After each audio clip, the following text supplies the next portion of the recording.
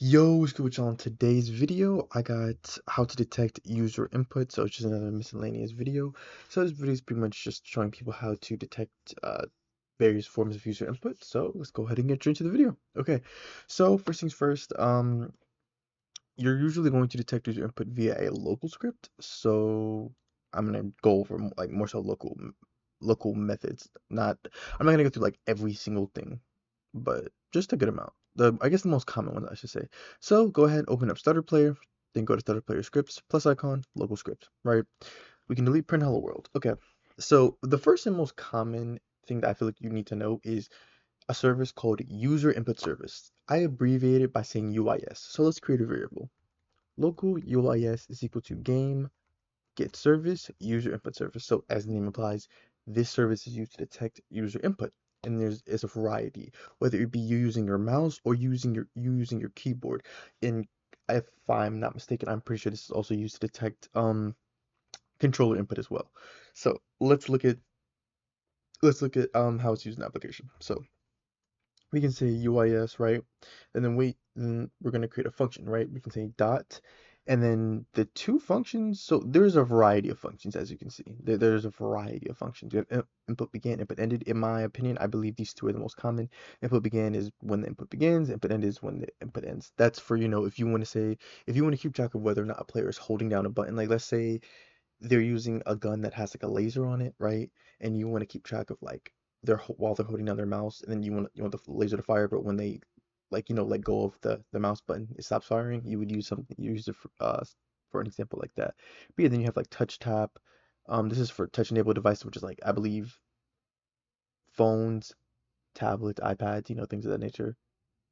Input change, just different functions and stuff. But I'm just going to focus on input began, right? So let's say UA is the input began, connect, function, in parentheses, you're going to put input. So this is the type of input, then processed, right? And then enter. So processed, all this means is that the player is, if this is set to true, then this means that the player is typing in chat. If it's set to false, that means the player is not typing in chat. For example, if you're confused about what that means, right? So if I press so look, if I press the space bar right now, right? Boom, I just jumped. I am not typing in chat right now. I'm not chatting right now. I'm not typing in chat, right?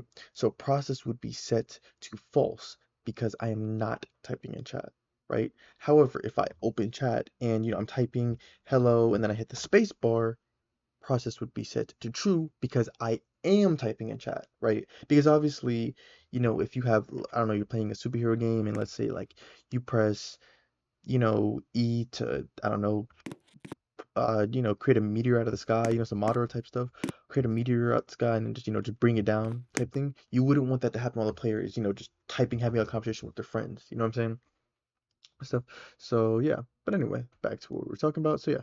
So and then input is just this specific type of input. So let's go over the types of input. So we can use an if statement to determine what type of input it is. So let's say if, or not to determine, sorry, to know how to proceed next based on the specified type of input. That's a better way to phrase it. So if input dot, right, user input type. This is what you want first is user input type, right? And then you're gonna say is equal to enum dot user input type, and then here you can see all of the different types.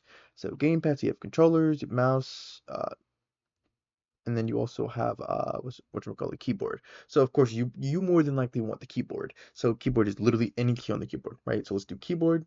So enter. Now what's gonna happen is we can do print. We can say player pressed a key on their keyboard, right? Then let's go ahead and hit play. If I hit the keyboard, boom, as you can see, boom, boom, boom, boom, right? It's working, right? It's being triggered. Now, watch this. If I open the chat, right? You see how it's still counting? This is where we go back to the whole processed argument that I was talking about, right? This is why it's important to make sure processed, so and not processed, right? Make sure it is not processed, right? Now, if we go back and hit play, watch this. So while I'm not typing in chat, as you can see, but if I open up the chat and I start typing, not happening. It's not detecting the input anymore because process is set to false, which means we are not typing in chat, correct?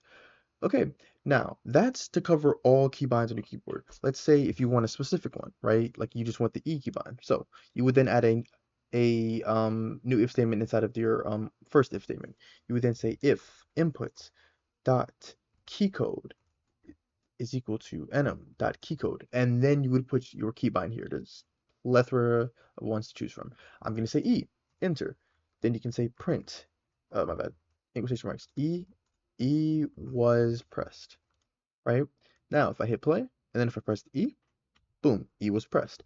If I press Q, W, A, S, D, nothing's going to happen. If I press E, boom. So that's how you detect specific keybind input, right? Then also you also have the mouse. So for the mouse, we can delete this if statement, we can go back to our first one. So for this, for the user input type, you'd want to specify this as mouse button 1 for like when you left click, right? Then we can say print player, say player clicked.